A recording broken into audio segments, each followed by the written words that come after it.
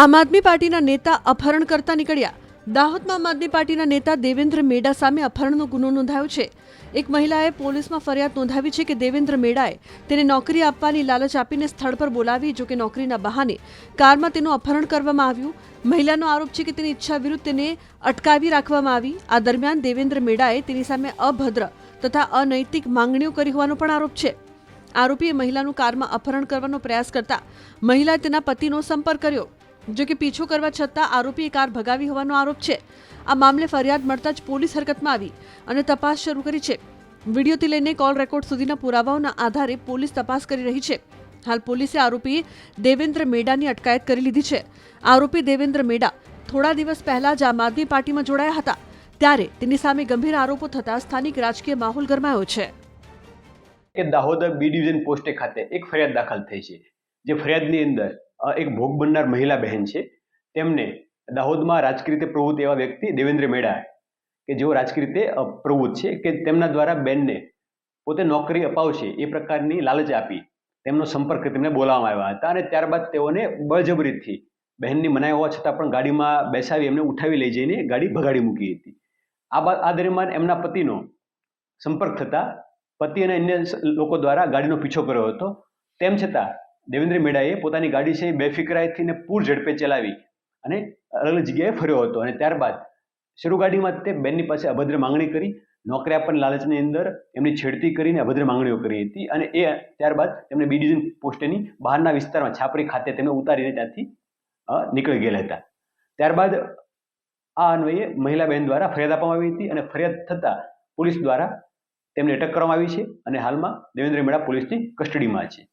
દેવેન્દ્ર મેડાના ઇતિહાસ બાબતે જોવા જઈએ તો તેમના ઉપર વિવિધ પ્રકારના અગાઉ પણ ગુનો દાખલ થયા હતા, જેમાં હથિયાર ધારા લગતના ગુના, એક્સટોર્શનના ગુના એ ડિવિઝનની અંદર, રૂરલની અંદર દાખલ થયા છે। જે ગુનાઓમાં તેમને અટક થઈ હતી અને ત્યારબાદ જામીન પર મુક્ત થયેલા હતા અને હાલમાં બી ડિવિઝન પોસ્ટે ખાતે ગુનો દાખલ થયો છે, તેમાં અટક કરીને પોલીસની કસ્ટડીમાં છે।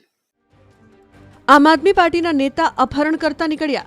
દાહોદમાં આમ આદમી પાર્ટીના નેતા દેવેન્દ્ર મેડા સામે અપહરણનો ગુનો નોંધાયો છે।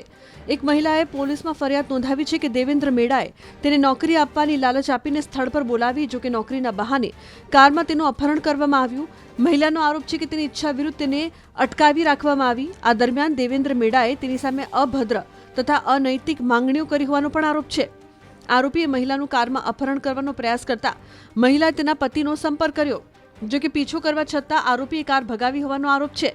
આ મામલે ફરિયાદ મળતા જ પોલીસ હરકતમાં આવી અને તપાસ શરૂ કરી છે। વિડીયોથી લઈને કોલ રેકોર્ડ સુધીના પુરાવાઓના આધારે પોલીસ તપાસ કરી રહી છે। હાલ પોલીસે આરોપી દેવેન્દ્ર મેડાની અટકાયત કરી લીધી છે। આરોપી દેવેન્દ્ર મેડા થોડા દિવસ પહેલા જ આમ આદમી પાર્ટીમાં જોડાયા હતા, ત્યારે તેની સામે ગંભીર આરોપો થતા સ્થાનિક રાજકીય માહોલ ગરમાયો છે। કે દાહોદ બી ડિવિઝન પોસ્ટે ખાતે એક ફરિયાદ દાખલ થઈ છે। જે ફરિયાદની અંદર એક ભોગ બનનાર મહિલા બહેન છે, તેમને દાહોદમાં રાજકીય રીતે પ્રવૃત્ત એવા વ્યક્તિ દેવેન્દ્ર મેડા, કે જેઓ રાજકીય રીતે પ્રવૃત્ત છે, કે તેમના દ્વારા બેનને પોતે નોકરી અપાવશે એ પ્રકારની લાલચ આપી તેમનો સંપર્ક તેમને બોલાવવામાં આવ્યા હતા અને ત્યારબાદ તેઓને બળજબરીથી બહેનની મનાઈ હોવા છતાં પણ ગાડીમાં બેસાવી એમને ઉઠાવી લઈ જઈને ગાડી ભગાડી મૂકી હતી। આ દરમિયાન એમના પતિનો સંપર્ક થતા પતિ અને અન્ય લોકો દ્વારા ગાડીનો પીછો કર્યો હતો।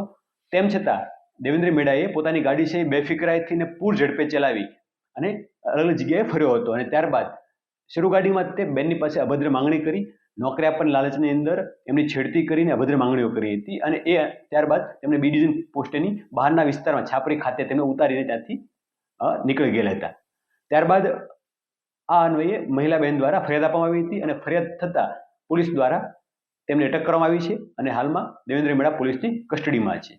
દેવેન્દ્ર મેડાના ઇતિહાસ બાબતે જોવા જઈએ તો તેમના ઉપર વિવિધ પ્રકારના અગાઉ પણ ગુનો દાખલ થયા હતા, જેમાં હથિયાર ધારા લગતના ગુના, એક્સટોર્શનના ગુના એ ડિવિઝનની અંદર, રૂરલની અંદર દાખલ થયા છે। જે ગુનાઓમાં તેમને અટક થઈ હતી અને ત્યારબાદ જામીન પર મુક્ત થયેલા હતા અને હાલમાં બી ડિવિઝન પોસ્ટે ખાતે ગુનો દાખલ થયો છે, તેમાં અટક કરીને પોલીસની કસ્ટડીમાં છે।